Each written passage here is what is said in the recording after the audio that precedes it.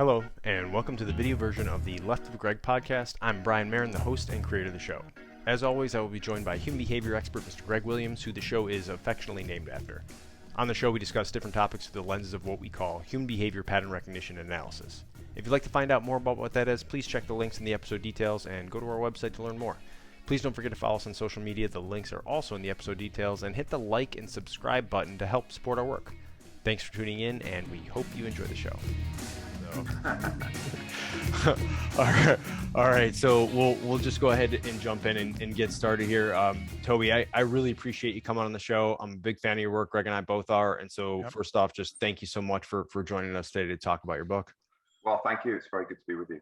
Yeah. So I actually fan from you a while back, back with you when I first read Bandit Country, all about the troubles in Northern Ireland. Yeah, and that's what got me on. I think my dad gave me the book and said, "Hey, you got to read this." And so I read through that. It was incredible, and actually ended up going through some training with some people out on the East Coast in Virginia, and one of the instructors there is from the UK, and it was interesting because he started talking or was telling these stories, and no one in the room had kind of knew what he was talking about really, but it all had to do with the overall concept of the course we were going through. And I walked up, I said, "Hey, is that farm you're talking about, is that the Slab Murphy farm?" And he was like, kind of looked at me like, "Yeah, how do you know that?" Most Americans. I was like, "Yeah, I'm well versed in the troubles and everything." I mentioned your book and everything.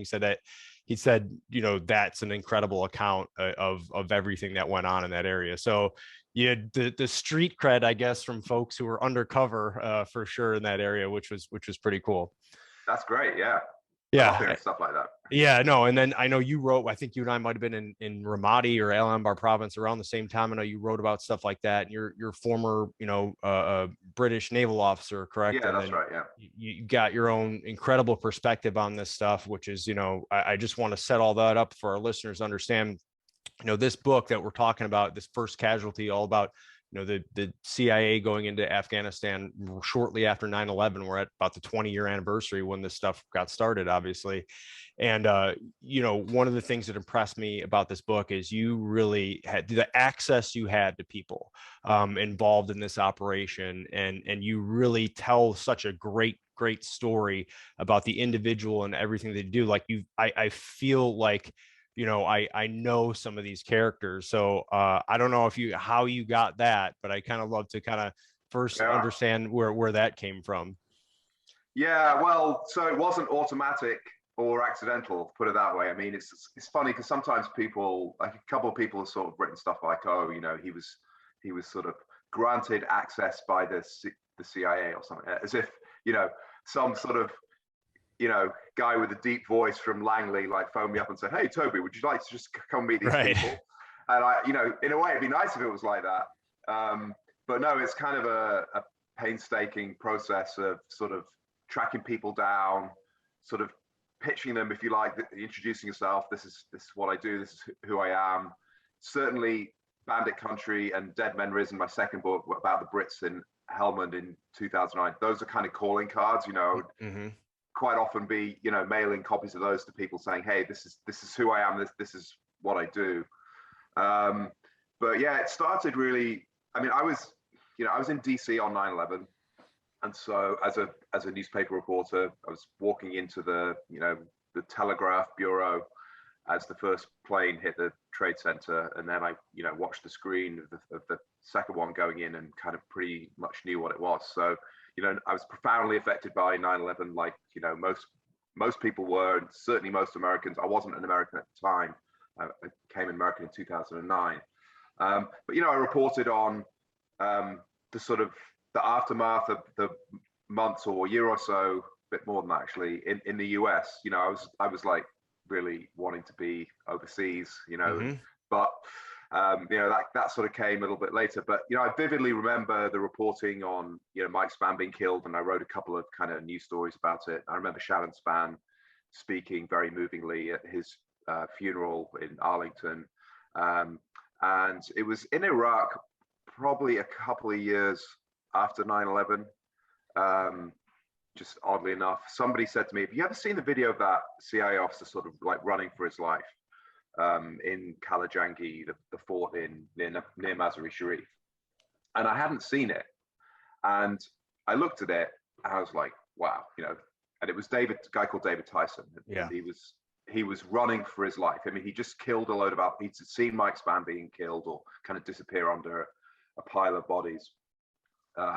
He had to sort of basically kill or be killed, like shoot his way out of the southern compound and killed, I don't know, a dozen or at least a dozen, maybe several dozen Al-Qaeda, very, very close quarters. And then he was running to sort of relative safety at the northern end of the fort. And I just remember looking at him thinking, like, what's going through that guy's head? I mean, he's seen his comrade killed. He's nearly been killed himself. He's killed people. He doesn't know whether he's going to live another 5 minutes or another 5 hours or what. And so I just became really interested in him, and decided to track him down. I eventually tracked him down in 2013, and we met at a Panera Bread in Vienna, Virginia, a few miles away from where I live in McLean. And he was friendly, cordial, but he was still serving in the CIA. He couldn't really talk. But we sort of kept in loose touch. I mean, he kind of dropped off, and I'd be like, oh no, he's disappeared. But eventually he contacted me and said, hey, I've retired. I'm ready to talk. And so, I started spending a lot of time with David, and a couple other guys were sort of, visible really, like J.R. Seeger, who was the chief, was diary speaker, case officer like David. He started writing spy novels, and so I contacted him, and Justin Sapp, who was the youngest of the 8 members of the team. He was a Green Beret, 29-year-old captain at the time, still serving now as a colonel at the U.S. mission to the UN in New York. And, he was on LinkedIn, so I hit him up. And so sort of after those three, I mean, I guess people started to realize that, I was serious. I didn't have an agenda. I just wanted to hear the story. And it sort of went from there. Then you get people like Kofa Black, Hank Crumpton. You have to persuade those people. But I did. And then it sort of reached, these things, they often, if they're working well, they sort of reach a tipping point. And so at a certain point, I thought, right, okay, I've got enough to write a pretty good story here. And so I'll contact the CIA Public Affairs, who I didn't have any connection with at all, and ask them if they would help. And up to this point, I've been a little bit worried about them, that they may sort of try and put the kibosh on it or something, or they may have some competing, project or some pet author or something. So I didn't really want to tell, them at the outset. And so I contacted them. They said, yeah, we know, we've heard, surprise, surprise. But they were helpful. And so they facilitated. Andy was is still serving. So they facilitated an interview with him, a couple of other serving people, Brian, who's head of the Special Activity Center for Marine, a contemporary of Mike Spann's, Amy, who was on the same course as Brian, Shannon Spann, Mike's widow. Brian and Mike were all on the same farm course in 99. And so, and a couple other guys who were retired, but, still contracting and wanted to know that the agency was okay with it, because they had security clearances, right, and all that. And so eventually I spoke to all 6 of them, but it was kind of a long sort of involved road. So, you sort of bring everything you've done in the past, your experience, your personality, to bear, I guess, and building a rapport with people and getting them to sort of trust you. Yeah, no, and you did a great job with that, and I can tell by even when you talk about the David Tyson, because I still remember the video that you're talking about. I remember like a still image from that, him like coming over a berm or something, and just ingrained, because you can see in his face, his weapon's probably still hot and warm, warm at that point. Like you could tell he was in the middle of something. I just remember that sticking me as like, here's this, there's a guy with a lot of experience who just saw something really, really bad, and he's still in the middle of that fight. So it was incredible. And he kind of comes alive in this whole book. I mean, the whole story, I really like, I'm reading it. I feel like I know the guy, because you have the photos in there and you're looking at him, and it's like you almost, his little own personality comes out with the way you tell it. So it was really, really incredible. And I actually thought it was funny that one of the photos you in there had one of the best captions, because it was one of the village elders or someone they were working with in the Northern Alliance, and they couldn't figure out when they were trying to explain where David was from, and it just said, okay, well, he's west of Herat, meaning like anything, but it just to show what it's just such a perfect, succinct explanation of what it means to be dropped into Afghanistan, especially back then. And it's changed, but not a whole lot for some of those generations, especially way up in for the Pashtun people, way, living way up in the mountains. Like, their concept of how far you are from is literally, they know the western part of their country, that city of Herat. They've heard of that, whether or not they've been there, they understand it. But anything past that is like, we don't understand. So, right. I mean, that really just that alone, that little anecdote, it just tells you what their mission was. I mean, what they had to do, just being dropped in with all these folks, and some people we had ties to, and you have these different kind of warlords and generals and all this stuff. So like, I mean, it's just an absolute incredible story in it. And a lot of it kind of focuses around that whole the fort of war, I think is the best way to translate it, the Kali Jangi, right, where that prison is and where it was. So like, did you choose that for a specific reason, or why did you want to make that the focal point, or what made you, what drive you to like kind of tell the story from there almost? So it was interesting, the initial concept of the book, so you always have an idea and you do some research enough to sort of get a book proposal together and get the book commissioned. But what I told this publisher, and I remember a similar thing previously, when you say, this is the proposal, this is what I know so far, and we'll talk about the things that how it may develop, but the book is going to be different. And trust me, publisher, who I want to give me some money, it's going to be better, because it's a journey.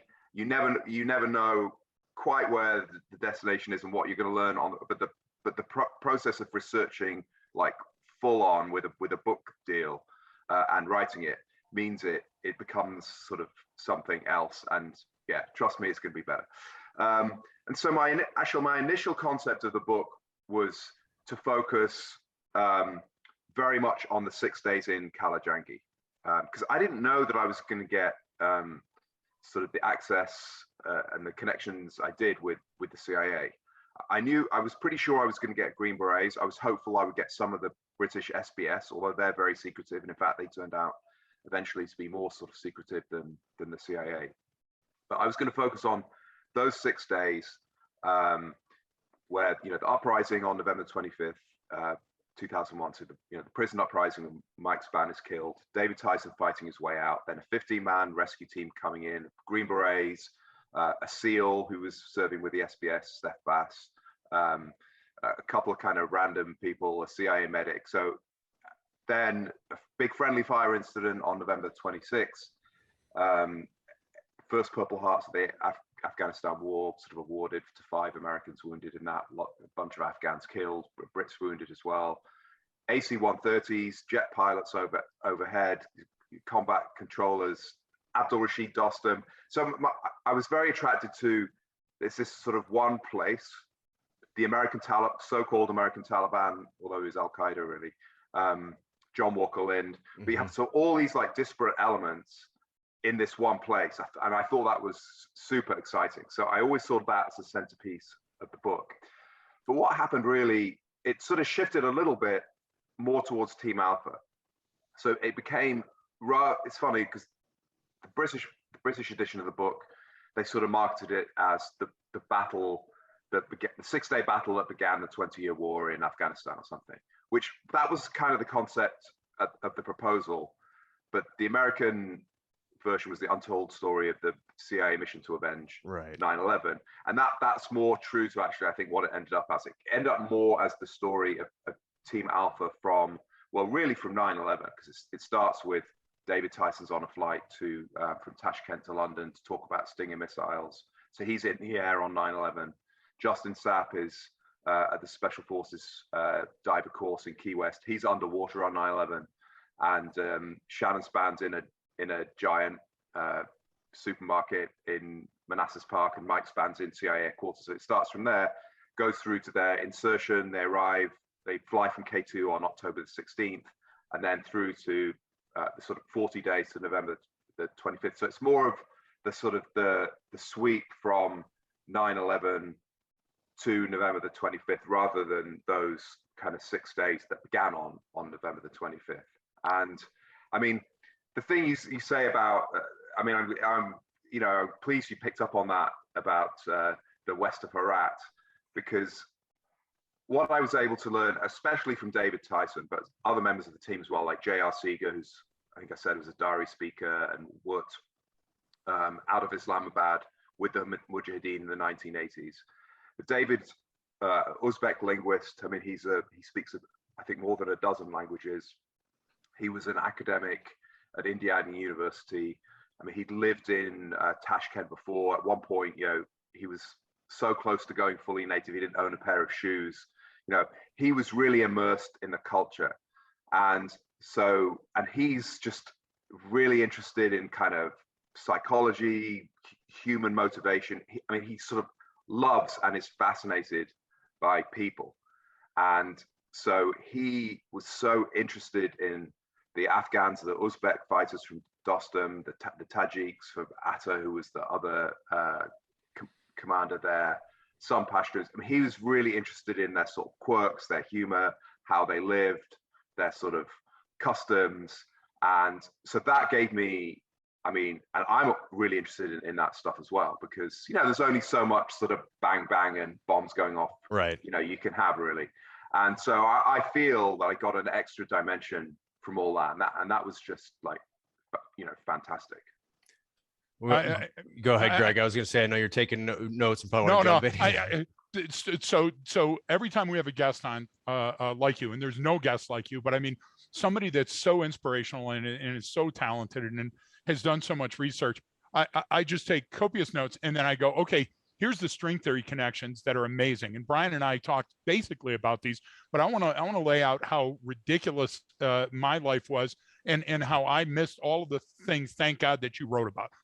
So two dear friends of ours, one that's an associate with our company, Martin Woolley, and his dear friend and ours, Martin Medcalf, were in Ireland during the Troubles as bomb techs, EOD, working on the ground for the Brits.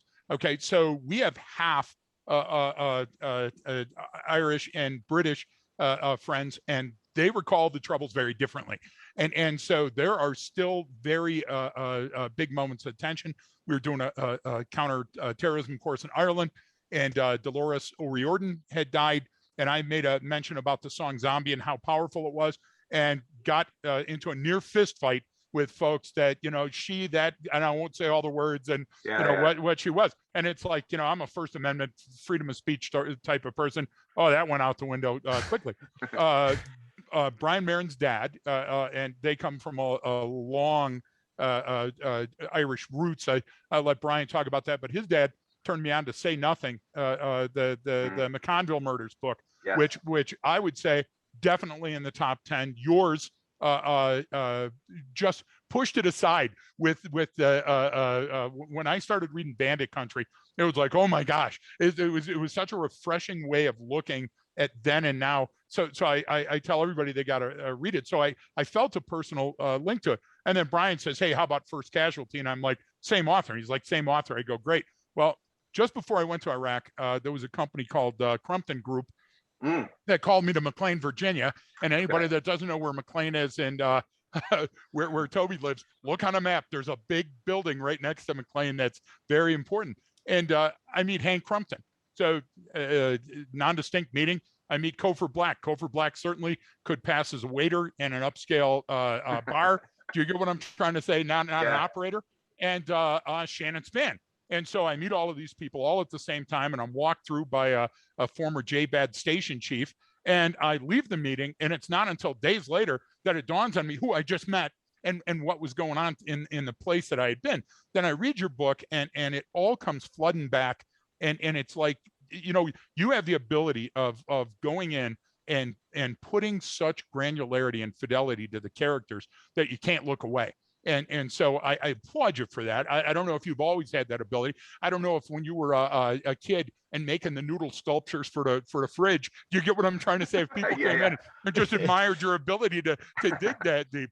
But I tell you what, in those two books, and a funny side note, when you wrote Dead Men Risen, again, amazing for anybody that's been there. Didn't it get pulled from the shelves the same way that you were worried about maybe the CIA blocking this one?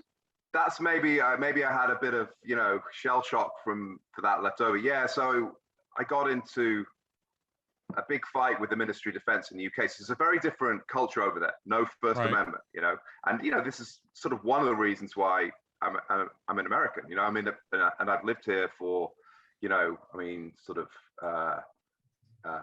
guess I've lived here for nearly 20 years out of the last 22.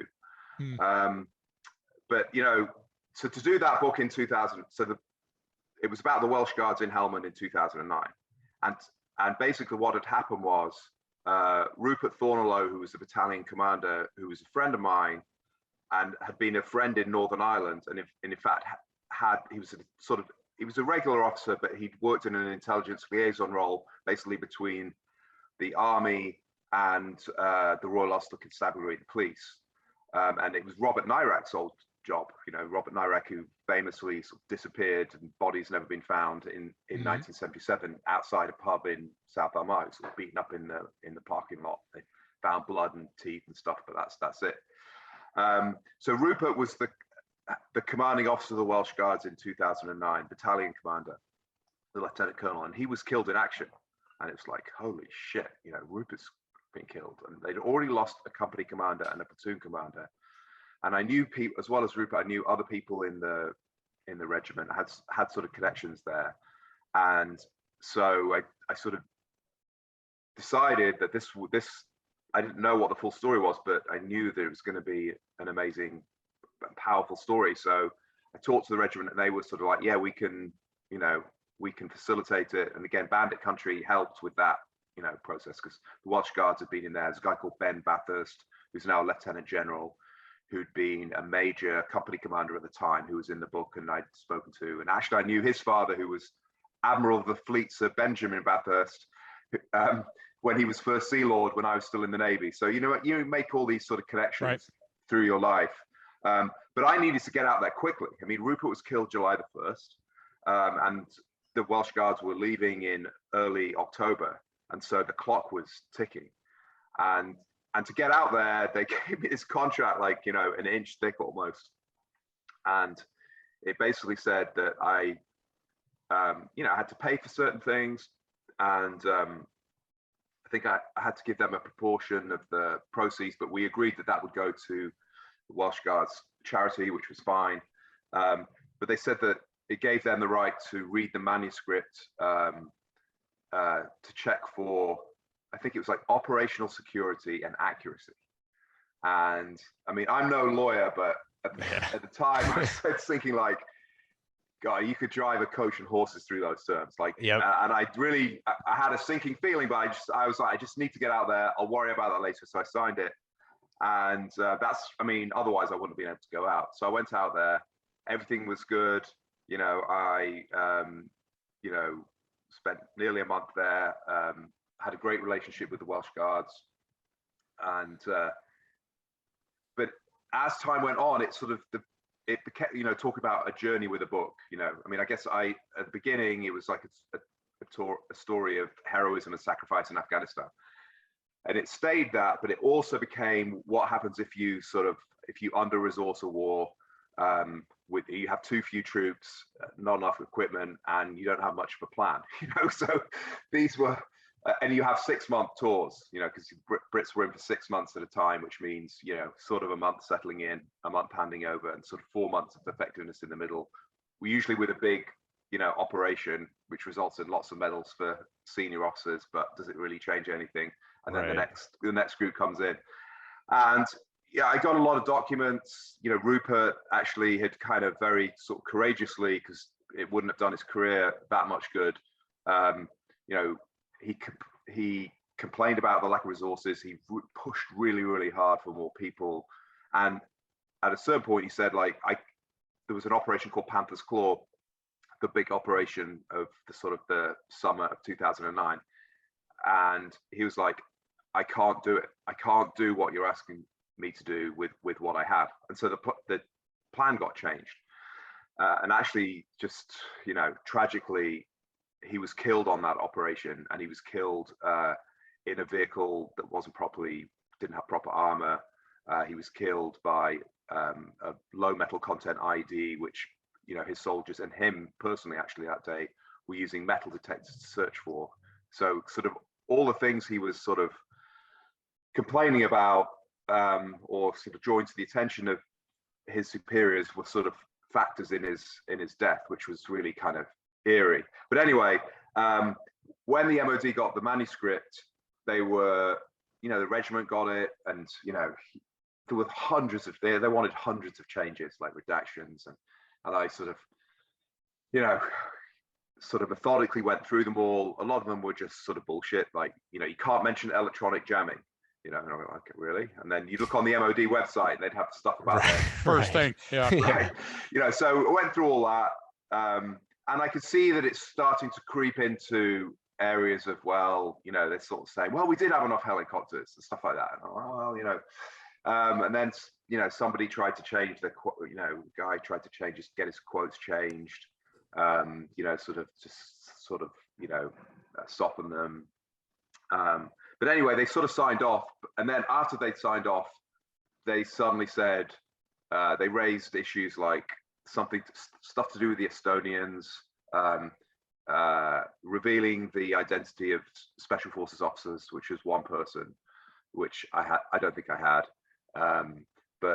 Yeah, so we had a big sort of fight with sort of lawyers at midnight between the publisher and the MOD, and they ended up having to buy the first print run of the book and pulping it, you know, and it cost £150,000, so I don't know, $200,000 plus of taxpayers' money to pay for this, and then we made a few little redactions and reprinted it. So yeah, that was, you know, I mean, it was good publicity, I guess, and we definitely sort of did a bit of a judo move on the whole thing and used it to our advantage, but it was pretty brutal, and it did damage some relationships for me. Oh, certainly. Within the UK sort of defense community. So I didn't want a repetition of anything like that, and so I think that probably was in my mind actually with CIA this time. And you know, how long did it take you to put this book together for First Casualty? I mean, really from start to finish. What was the time frame on that? So I did some work in 2013 because I had the idea in 2013. So I did a bunch of interviews, not very many, like maybe half a dozen. And then for various reasons, it kind of got shelved. And then I put the proposal together in 2019, sort of the fall of 2019, and got the book deal in December 2019. And so really it was about sort of 17 months, full time. You know, it's one of those things, I could have taken 10 years, and at a certain point, right. But I had the 20th anniversary of 9/11. That was always going to be the publication date. Yep. And it was a scramble to get there. But you know, I've spent more than 20 years as a journalist. Like, I need a deadline, you know. Yes, of course. But it was it was a pretty intense sort of 17 months. And also, you know, we had COVID, you know, which I actually think was a net plus, because I think more people were at home, more people were reflective, and also the type of people I was dealing with generally weren't that worried about it. So they were craving sort of personal contact. And, you know, when I go and meet people and sort of shake their hand, they'd be like, great, you know, let's take our masks off, you know, let's shake hands and, you know, have a big, you know. So, but, you know, I had to navigate all that. I had to get to Afghanistan. I had to get to the fort. That's kind of actually what I wanted my next question. I wanted you to describe that, because you went there and you walked the ground, which of course is, you know, I would say if you're going to write about it, you got to try and do, you know what I mean? You're going to go there and see it. And I know that it probably really all sunk in for you while you're there. So tell us about that trip to actually go to some of these places when you went. Because you went, Was it like last year then sometime, or So I was 24? there, yeah, just exactly a year ago. In fact, it popped up Okay. on my Facebook or something, like some picture of a boarding class to Kabul a year ago. So I was there for about 6 weeks. Yeah, I mean, the way I've always written is I have to walk the ground, and particularly with Bandit Country, I spent so much time in South Armagh, and just like driving the lanes, and sometimes sort of with a, you know, like with a stopwatch, you can understand, you know, how an operation worked and what was possible and what was not, and just you know, being able to visualize a place just makes a huge sort of difference. And so it was sort of, I felt it was instrumental to me in understanding South Armagh, certainly Helmand as well. Virtually everywhere I wrote about, a couple of bases which had been closed and were sort of off limits, but virtually every sort of incident I wrote about in Helmand, I'd been there and walked the ground. So I really wanted to do that with this, and particularly in the fort, because, you know, there are a ton of pictures of it, and Google Earth is great, you know, although the fort's a little bit different to what it was 20 years ago.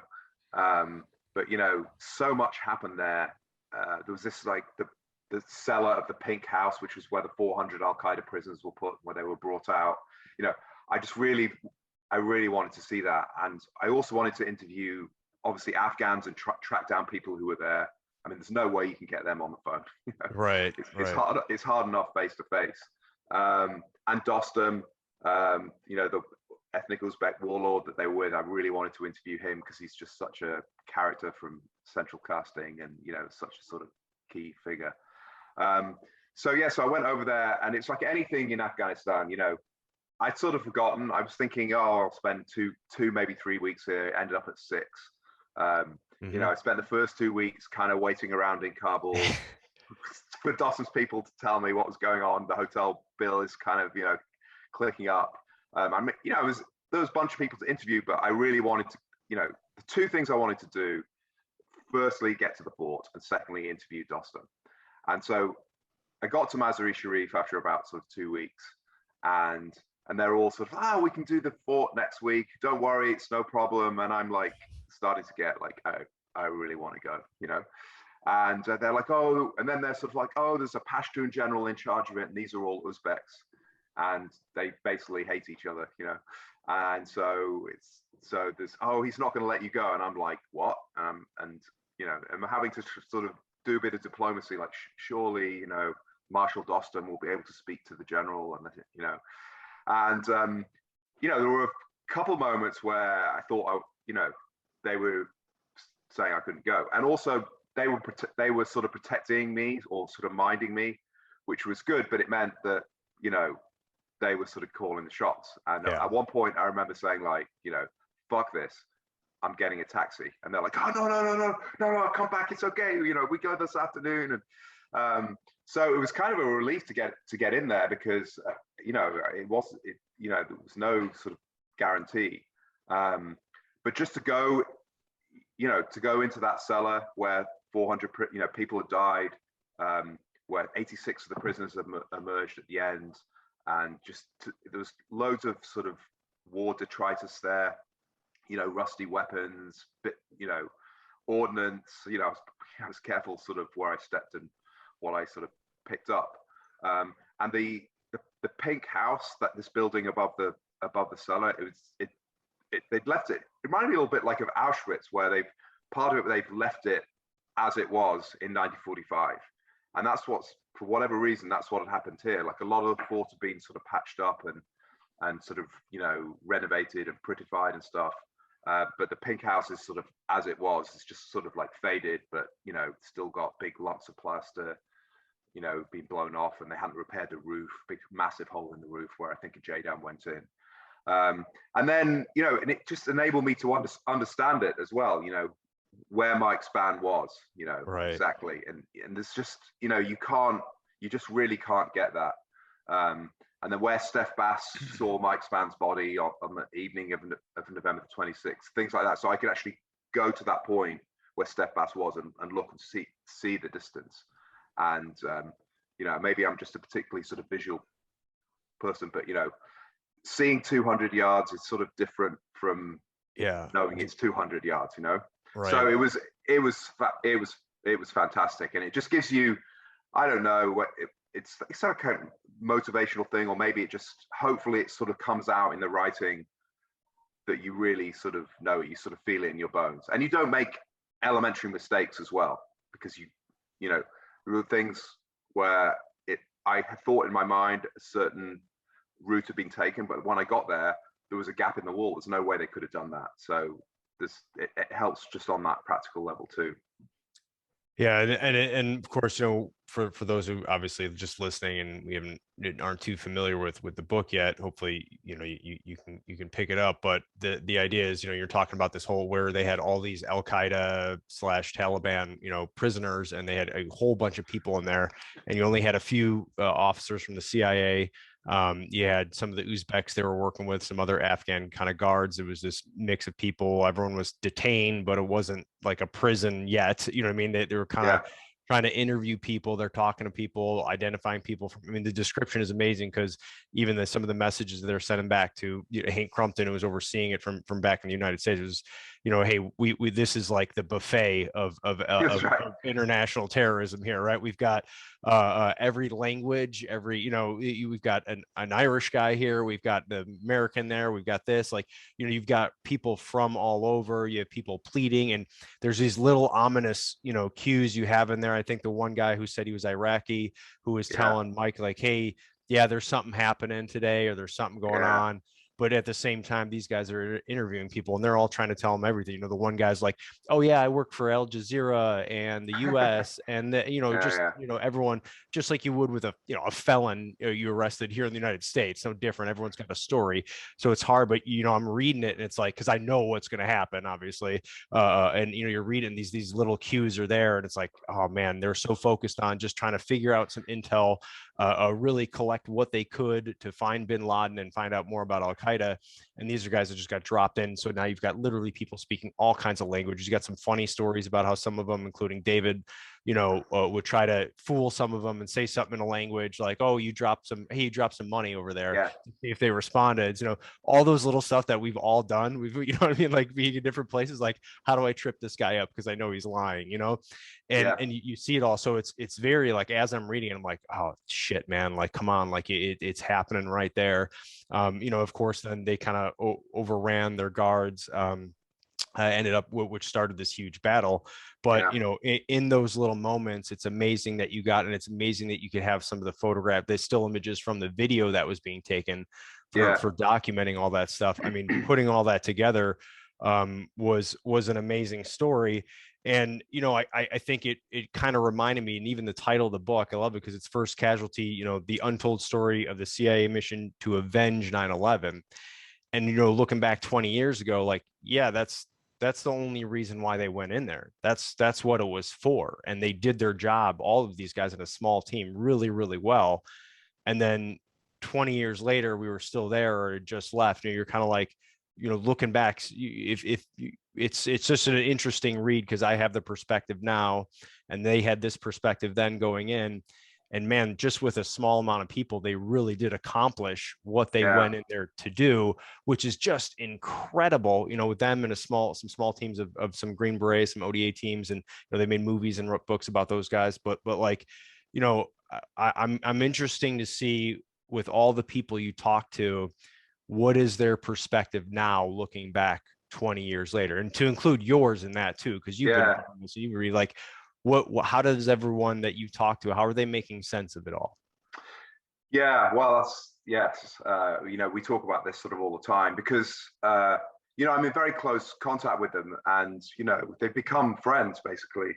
You know, I mean, this weekend I was at the Special Forces Association convention in Vegas with Justin Sapp, and you know, we're sort of hanging out and doing a 5K and having dinner. And you know, David stayed at my house a couple of nights ago because he still does a little bit of contracting work in the area, and he's now living, you know, sort of deeper in rural Virginia. And you know, they've been doing some events with me and stuff, and so yeah, we speak all the time. And the other big thing we have in common at the moment is sort of getting Afghans out. Right. So David, Justin, Shannon Spann, Scott Spellmeyer, who was another on the team, who later became Kabul station chief and was very senior, retired from the agency a couple of years ago.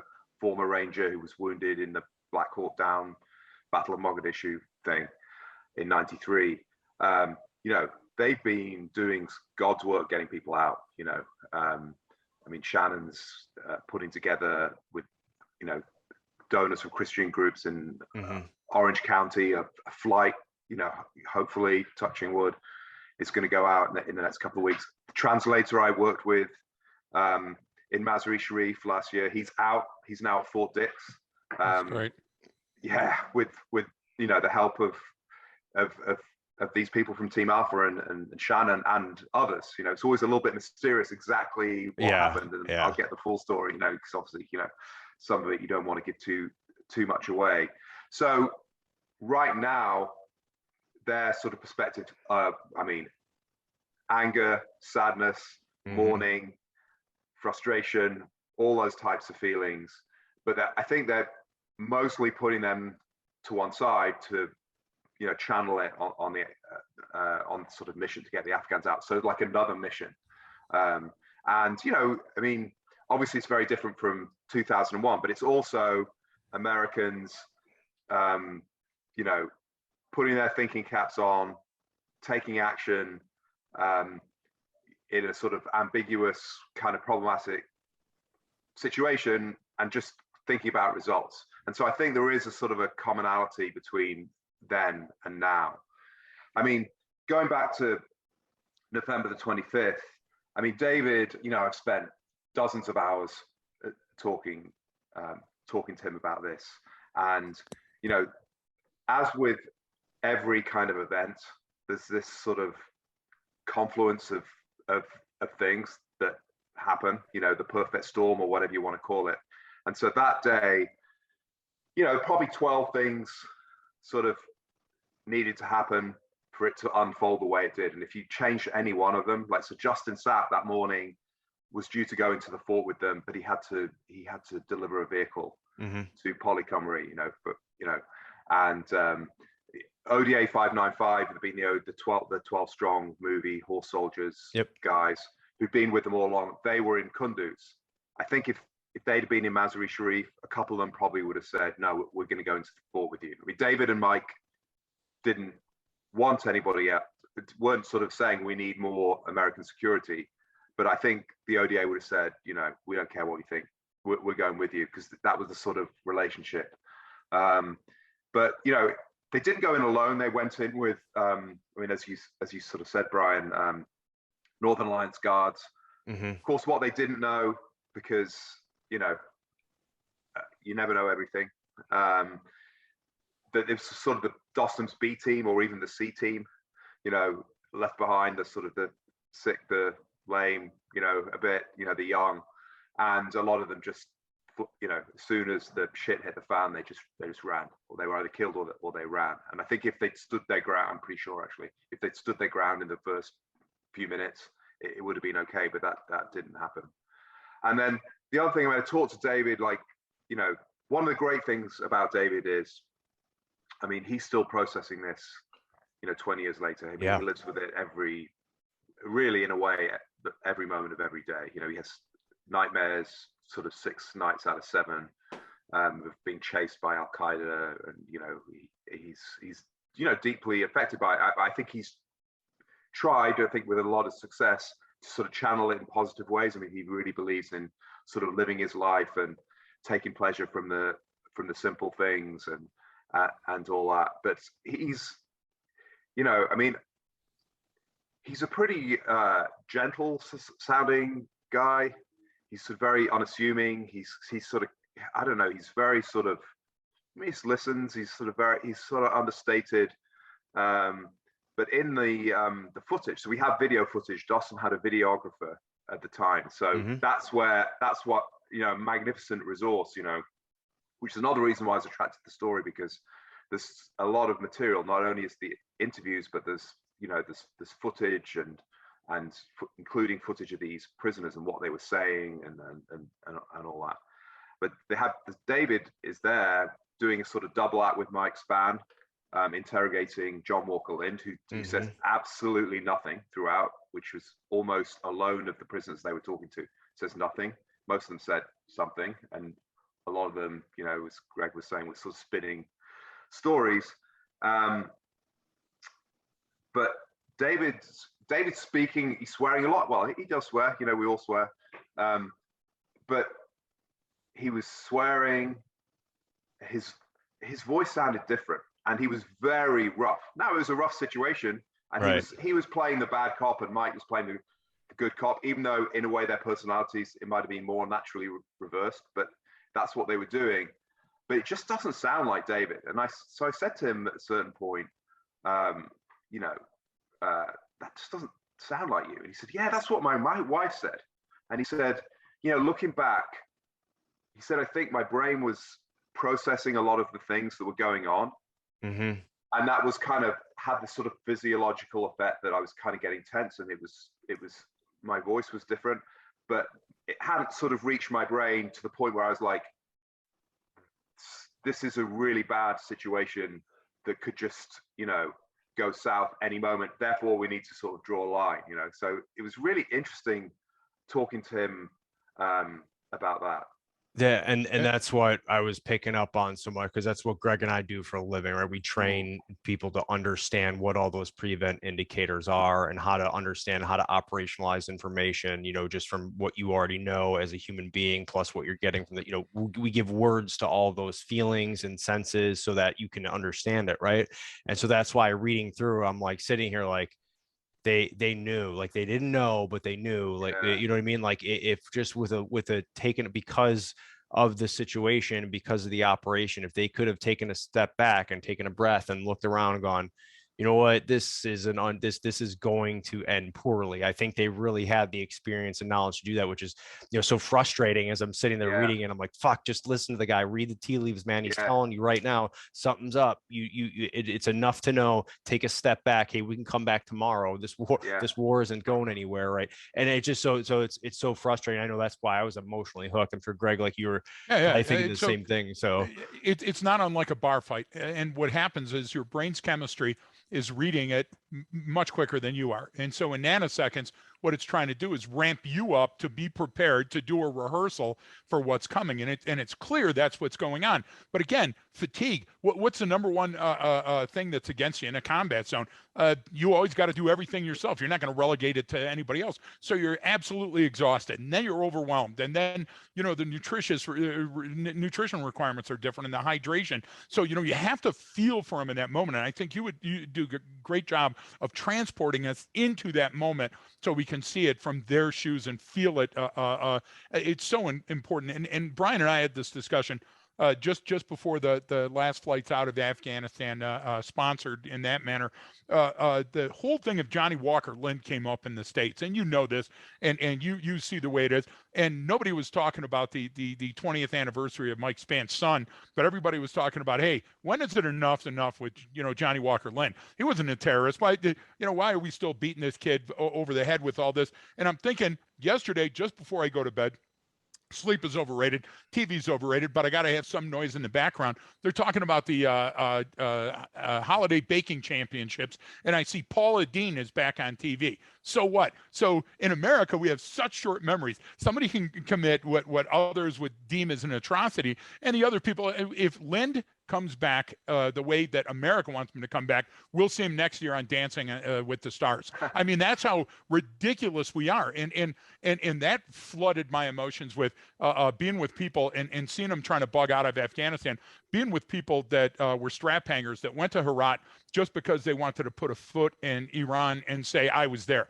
And the same people in Mazar that wanted to be in the stands, the same people in Dushanbe that wanted to say, oh, I was the foot of the Kush, you know, and I thought of those people then and thought of all those lives and all that money and all the things that were wasted just to show that they were there. And Mike Spann never got that chance. You know what I'm saying? Mike Spann was in there, and he was the first one in line, Silent Mike, to go when they were saying, hey, who wants to be on this trip? So it's hard not to become overly emotional. And I highly suggest reading it. I tell you what, the excerpts had me hooked before I had, and I don't mean to be insulting, but Toby, I read your books without ever thinking of Toby as a real guy. You know, you don't think of, you get what I'm trying to say? I mean, I've read a lot of books, and then I made the notation that, hey, wait a minute, this is the same author with Brian. One, never thought you'd be on the show. Thanks for that. Two, your style is so hugely appealing. Folks, if you feel you got disenfranchised, if you feel you left some blood or sweat on the ground in Afghanistan, read the book. I mean, it's that compelling to me that I'm getting shivers now just talking about how transformative it is being able to read, and the access that you got was amazing. Thank you. Well, I mean, one thing I really sort of believe strongly in is putting yourself and the story in the place where it happened and the full context. And so, you know, there's a lot of like lazy commentary sort of at the time. It's persisted really over 20 years, which is like, oh, you know, dumb CIA officers. What were they thinking of going into that fort without security? You know, oh, they didn't follow any of the right procedures, you know. Right. Oh, look at that stupid question. You know, Mike's band didn't speak any of the languages. Look at that stupid question. Well, you know, it's like, where do you start with that? I mean, and you start with, you know, what the mission was. Mike Spann had a 6-month-old baby, 2 daughters. He'd recently remarried. He had every reason not to go. Mm-hmm. Right. And not only did he not stay, but he sort of fought to go. And Justin Sapp was the same. He was, you know, he said he felt like he was riding a tsunami. You know. Yeah. And he just didn't want to wipe out. And he didn't want to screw up so that he was going to get taken off the team. And all 8 of them were like that. I mean, Mike in a way more than any of them, but you know, all of them were to an extent. But Mike was kind of like the personification, I feel, of 9/11 and that feeling of, you know, he was. And in fact, I went to an event, the Third Option Foundation, which is a great charity for CIA paramilitaries and their families. And one of the current special activities guys, division guys, was talking, and you could feel the sort of the visceral kind of nature of you know, his kind of sense of 9/11 and what happened since. And he was like, you know, we're the people who bear a grudge, you know, like in the present, we bear a grudge, you know, we're the people who've had, you know, our boots on the neck of the enemy, you know, for the past 20 years. And that was Mike, you know, on 9/11. I mean, it flashed up on the computer screen that, you know, evacuate all non-essential personnel, evacuate. He was in Special Activities Division, you know, it was sort of the counterterrorism center. You know, they were the essential employees that day. You know, Mike Spann did not view himself as a non-essential employee. And he said to Andy, who was there, you know, like, we're the CIA, you know, we don't go home, we do something, you know. So, and he did something. And, you know, I mean, I think one of the factors that day was, you know, that was Mike's personality. Mike, you know, he was leaning forward. He wanted to get to Al-Qaeda. These were the first Al-Qaeda prisoners. He didn't want to delay another day. That's what his whole career, in a way, his whole life, his whole kind of psyche was about. David, different. He was in a way less of the 8, the least directly affected by 9/11, because, you know, he was living in Tashkent. He was flying to London. He wasn't here, you know, and so he didn't have that sort of kind of, you know, he wasn't as affected by it. I mean, you know, he's a great patriot and stuff, but it was sort of different for him. But for him, it was the languages he spoke, his understanding of not only Afghan culture, but sort of the Middle East and jihadism throughout the world. And so I think there was a sense from him, he would never say it like this, but like he was on this earth for this moment, you know, like he could use all his language skills, all his relationships with the Afghans, like the Afghan intelligence officers, like a guy called Amanullah, who was killed that day, that he built up a strong relationship with. And so, you know, they were not the type of people to say it's a bit risky today. Every single day in that country was a risk. Right. And so on other days, there would have been 12-factor days as well. when if 12 things had sort of coalesced, it would have gone very badly wrong. But maybe one of those things or two of those things didn't happen, and then you just forget about it. You know, I've been in situations myself where it's like, you know, you're like, oh shit, but it's just a couple of minutes, it doesn't happen, you don't die, and then you don't really think about it. And it just so happened that this day it did happen, but that doesn't mean that they were stupid. They shouldn't have done it. And you know, I mean, I firmly believe also that you know, somebody made just a sort of a glib comment on social media somewhere the other day, and they said, "Oh, it didn't work out so well for Mike Spann." I'm like, okay, so he was killed, but I don't think Mike Spann would have viewed being killed as, you know, his life was not about avoiding getting killed, you know? Right. And Shannon said at the funeral, you know, it's we're not talking about the loss of his life, but the way he lived his life. Right. And you know, obviously, you know, tactically, you know, David would have changed a few things that day with hindsight, you know, wonderful thing. And I'm sure Mike would as well. And he certainly didn't want to get killed, but I don't think he would, you know, in the broader sense of things, I don't think he would have done anything differently, because that's, you know, he was that type of person. That's what he did. Thank God you're controlling the narrative on this, because here's the thing. You've hung around when you have the opportunity like you do, and luckily sometimes we do, to hang around SAS, SBS, Special Forces, Ground Branch people. We just spent a couple of days, a week and a half ago, with some Ground Branch folks. They're the most unassuming. You would never know when they talk. They're not this bravado horse crap that you read. They're not the ones that are texting out those type of messages that you talked about. So for them to give you this type of access and talk openly and candidly about what they did, that's amazing. And none of them would have changed. Of course, we all would go back and rewrite history. We don't have that option. Yeah, you don't have but, that. But yeah. How they lived then, and how we live in the shadow of what they've given, and those people that gave it all, it's amazing. You can never forget your book will make sure that Americans and anybody that reads it will never forget those sacrifices and how much they meant to America. Here 20 years later, we should be embarrassed that there's not some national day of reckoning for Spann and for people like him that gave the ultimate sacrifice for our country, for our nation, for our freedom. Yeah. Well, yeah. I mean, you do this, you know, for a number of reasons, and it's an incredible privilege, right. Because you know, I don't know, like just on a personal level, even if I hadn't been writing anything, to spend, you know, hours and hours with David Tyson talking about what, I mean, that's incredible, you know. Exactly. I mean, it certainly beats, you know, working in McDonald's or you know, whatever it is.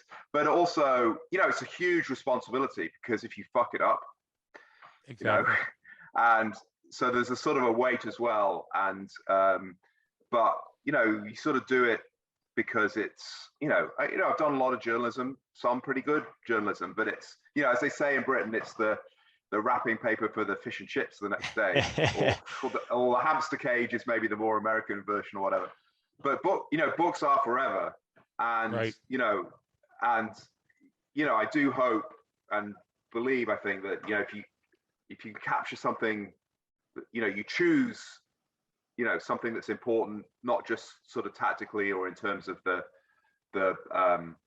you know, the sort of granularity. I mean, I certainly try for granularity, because I think that's hugely important. But what I try to do is like link it to the big picture and the sort of overall, because that really makes it mean something.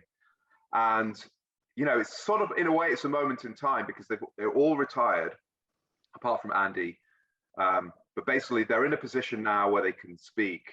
But it's not like, you know, I hung out with a load of Vietnam veterans who are getting pretty old now, you know, this weekend. So it's sort of before, the memories are still fresh. And so, you know, I'm really sort of proud of being able to sort of use the opportunities to sort of capture it now, because I think this was the right moment. Couldn't have done it 10 or 15 years ago, because, you know, classification and people's sort of jobs and stuff, you know, would have meant they couldn't talk, I think. So you've covered a lot of conflict and war, everything. I mean, from this, you know, which is a lot different than, you know, your book on the troubles in Northern Ireland, because that whole situation is I mean, it's like one giant gray area of how people grow up, and one person goes one direction and the other person goes the other direction. But we see that here in the United States with, okay, someone went into the military and changed their life, or someone else joined the gang and now they're doing this, and it's kind of similar. And then you've covered everything between, I know, Iraq, you've been in Africa, you've been in obviously in Afghanistan, and talked to all these folks. So what's your lessons learned out of this? What's your takeaway from all of your experience covering these events? Because we each have our own way of looking at it. Greg and I have been involved in stuff. For me, Greg, his whole life, mine, for the last almost 20 years, in some form or fashion have been involved with some sort of conflict area. We just got back from Mexico City, working with some folks down there, and that's a whole nother thing. But we see so many similarities in the situations. To us, it's all the same. Conflict is humans, and it's how we interact. And sometimes it's for people can look back and say that was a just cause, and sometimes we go, well, I don't know about that one. What do we really? Right. But in the moment, so I'm just curious, just kind of what your perspective or lessons learned and takeaway of everything that you've covered in your career. Yeah. Well, I mean, I think it's kind of a lot to throw. It's a big question. Right? He threw you a softball. Here you go. He threw you a softball. This would be better served over what's a good version of Jameson, because we drank a lot of the bad version. Well, I mean, one of the basic things is I mean, I think I learned early on, and I've certainly tried to put in practice. It's just go to places. And obviously with this generation now, and I have it with my kids, and social media and phones, and people who, they don't want to pick up the phone. Never mind go knock on somebody's door. Mm-hmm. Never mind sort of hang out with them for a few hours drinking, or whatever. They just want to text them or just read what this person said on Twitter, and that's enough. So go to places, talk to people. I've hung out with people who, IRA, terrorists, if you want to use the term. Yeah. And got on very well with them. I sort of disagree with what they did and stuff, but actually David Tyson is very like this. You can have sort of strong personal views and what have you, but you can still talk to the people, and everybody's sort of got something. And sometimes the person who's done the worst things, or you might disagree with most politically, is the most interesting and sort of likable person that you can kind of strike up a rapport with. So I think that's really important. And the other thing is and this maybe comes with age, but you talked about gray areas and sort of nuance, and I certainly believe in right and wrong and good and evil, and this is a fact and that's not, and this is what happened, and on all that sort of stuff. But you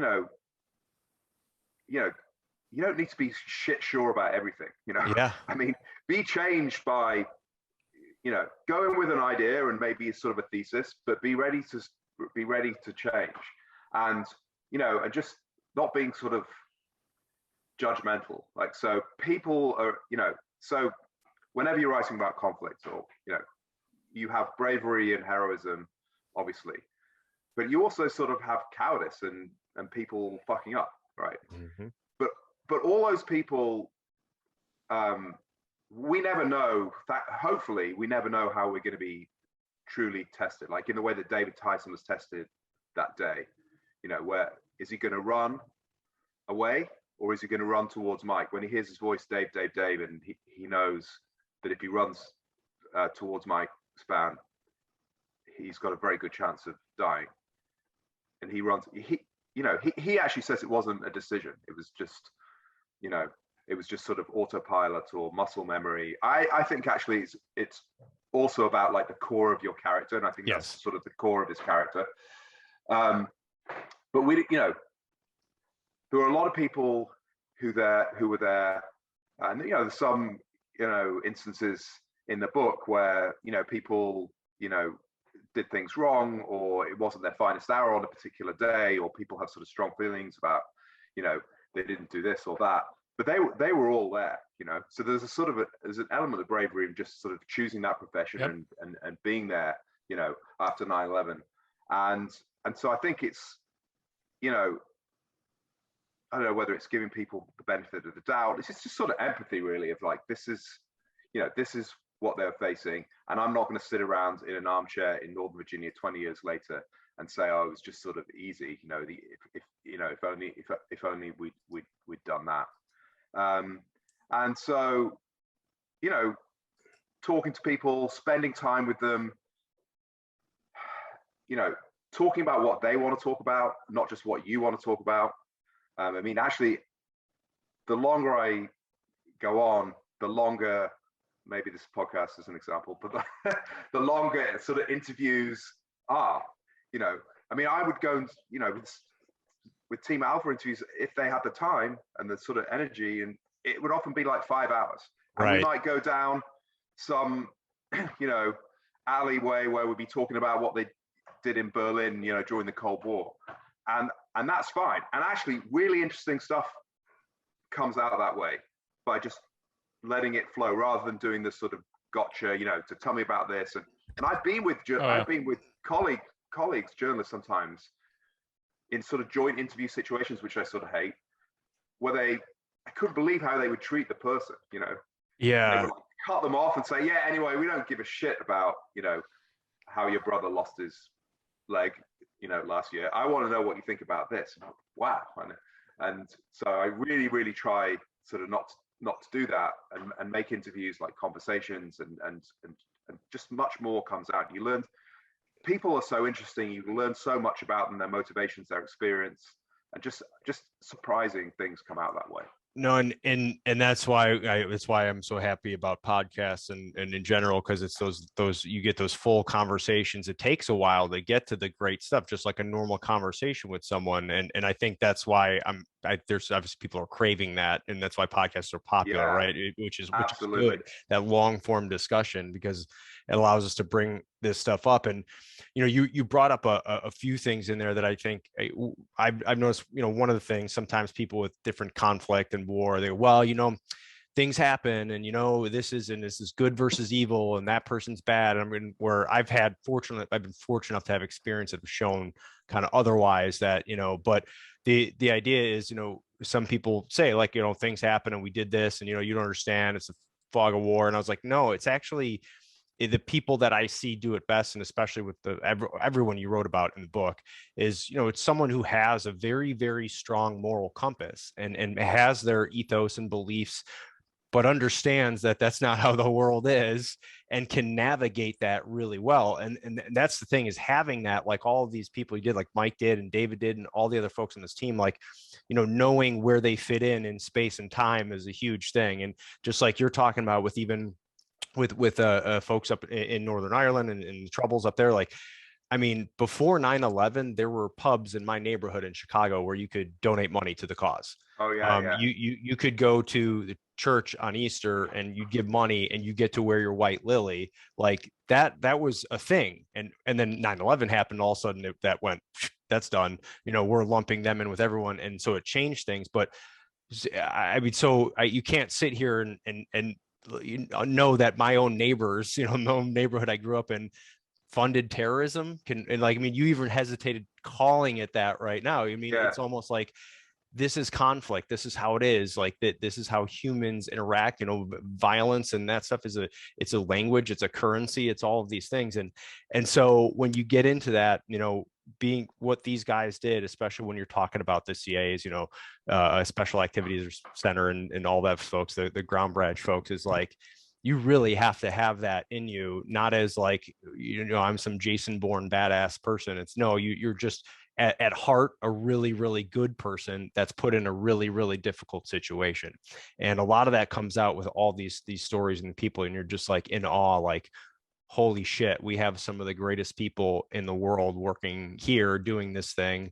Like, you know, even the story about David and his wife, and they're poor, basically professors in Indiana, and then decide like, hey, I got this offer for the CIA. And his wife's like, okay. And he's like, really good at health insurance. They're like, well, let's do it. You know what I mean? You're like, that shows the human being behind all of it, to go, how these things occur. And then I mean, I love all that stuff. I'm sure that probably all those stories, obviously you're a writer, you're a reporter, that's what you do. Those stories interest you too. So I just always think it's important to point that stuff out, that these things aren't black and white. I mean, this is it's about relationships and people. And when you get into that, does it get a little, like, is it a little complex sometimes? Oh yeah, absolutely. But that's where the beauty comes from. That's where the story comes from. That's why you're writing about it. You're not writing about something, an average day in someone's life. You're writing about extraordinary things because they're so complicated. And I always like to put that in there because it kind of comes up in these themes of where you really get to see who this person was. Like, I'm sitting there like,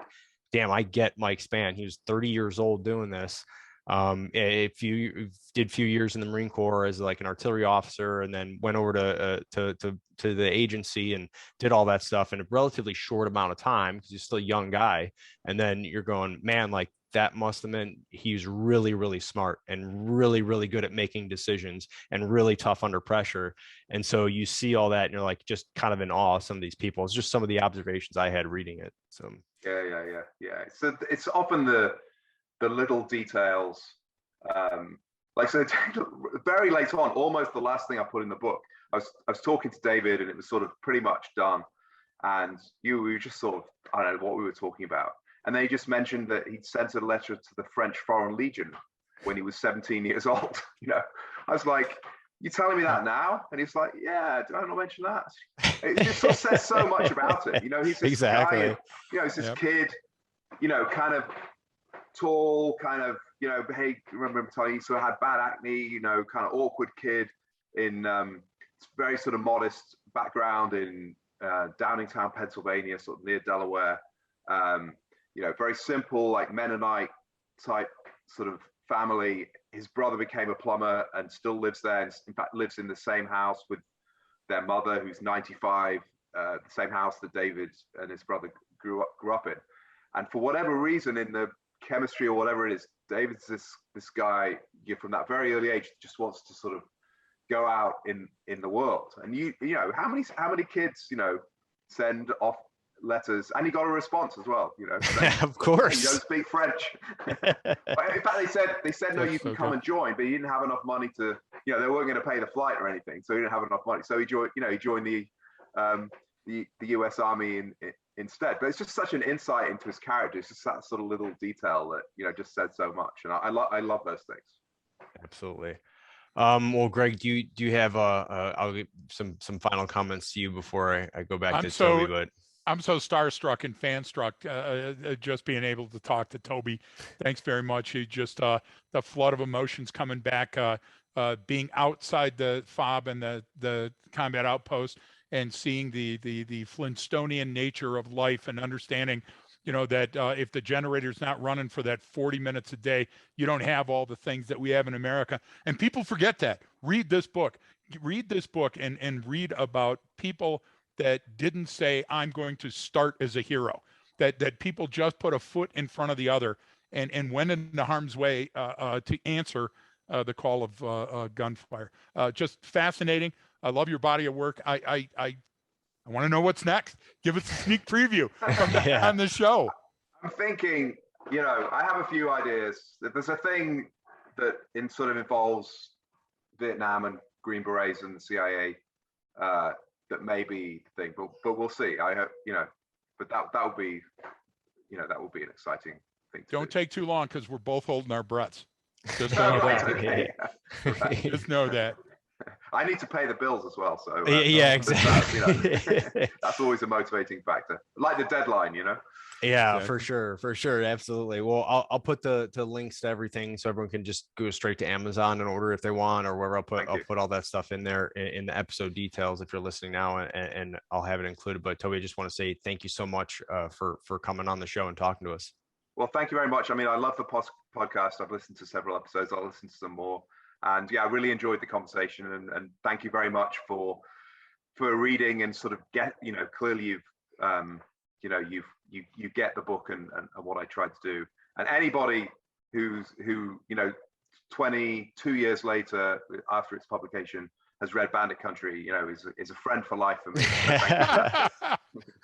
Well, if it's okay with you, we'll put the link to the PDF up. I don't know. I've had someone reach out before. I was in some Facebook group. Someone was asking about some other books, and I said, "Oh, have you ever read this?" And then they reached out to me. They're like, "Hey, I can't find that. Where is it?" And I was like, Yeah. "Hey, send me your address. I'll send you my copy. I've still got it in my bin full of books." But well, I'll tell you what. Can you not do that? But I won't. People can email me. But Okay. yeah. Because there's actually some talk of maybe getting it republished, because it's one of the most sought after out of print books, and it'd be like $75 on on eBay and what have you. So I would really like to get it out there. It's a very long, complicated story. Yeah, I gotcha.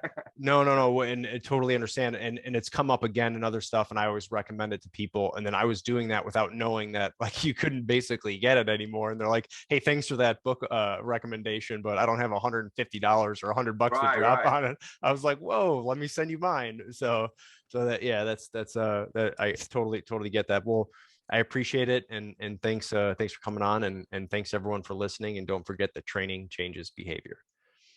All right, man. Well, I'll end it right there. But Toby, man, I really appreciate it. I'm either thinking either next week or the week after this one for releasing this, unless you want me to.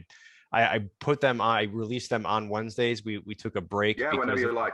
But there is one Wednesday, the 24th is the day before Mike Spann's death, so I could even wait till then. But I'll see how we have things lined up, and I'll let you know.